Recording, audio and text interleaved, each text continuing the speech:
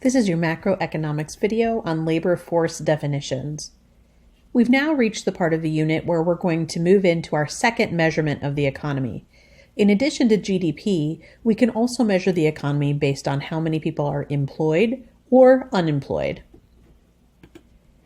So for general labor force statistics, there's a couple of definitions you need to know. The Bureau of Labor Force Statistics is part of the Department of Labor, and they work for the federal government, and they calculate labor force statistics on a regular basis.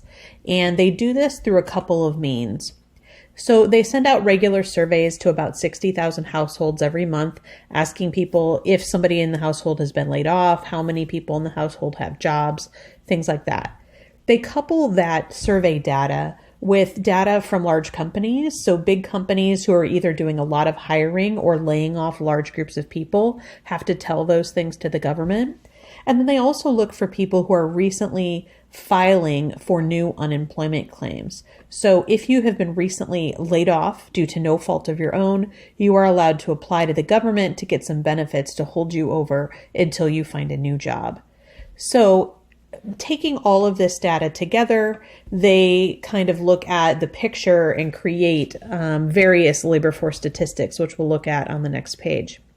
It's important to note that for all labor force statistics, when we're talking about employment or unemployment, the AP test and the government often refers to the adult population. They're referring to 16-year-olds and older.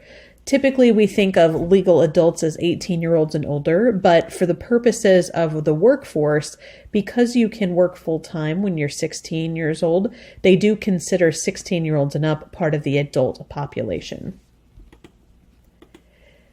So, for everybody who is 16-year-old or older, the BLS divides those people into one of three groups, and you can only be put into one group. So the employed are people, anybody who has a job. If you're a paid employee, it doesn't matter how many hours you work, 1 hour or 100 hours a week.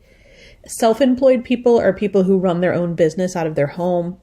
And also, if you're an unpaid worker, but you work in a family business. So let's say mom and dad have a restaurant and they require that you come bus tables a couple nights a week. The government also considers you employed.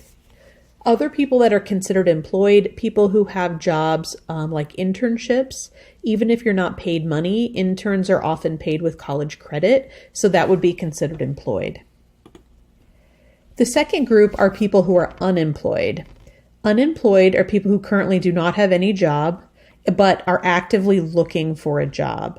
So these are people who are willing and able to work, but not currently working. And you do have to show that you are currently looking for employment to be considered unemployed. The third group is everybody else.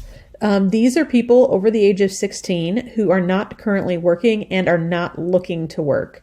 So not in the labor force, it could include retirees. It could include full-time students who don't have a part-time job. It could include disabled people, stay-at-home parents, people who are staying home to take care of elderly family members, things like that.